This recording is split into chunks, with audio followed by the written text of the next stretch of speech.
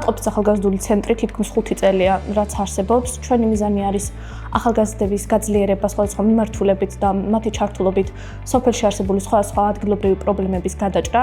სწორედ ეს იყო ერთ-ერთი მიზანი, რის გამოც თვითონ ორგანიზაცია დაარსდა, რომ არ არსებობდა აქამდე ერთგვარი სივრცე, სადაც ახალგაზრდები შეძლებდნენ თავიანთი თავების თვითრეალიზაციას, სხვადასხვა პროექტებზე მუშაობას, მოხალისეობრივ საქმიანობებში ჩართვას.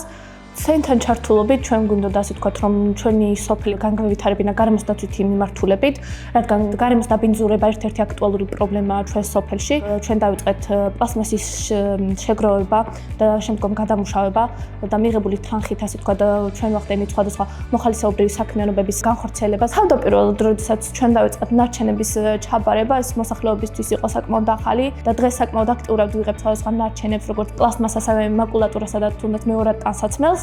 და ვფიქრობთ, რომ ეს ყველაფერი მომავალშიც აუცილებლად გაგრძელდება, უფრო მეტ ახალგაზრდას ჩავთავთ გარემოსდაცვითი პრობლემების გადაჭრაში და უფრო დიდ მასშტაბებზე გავართ.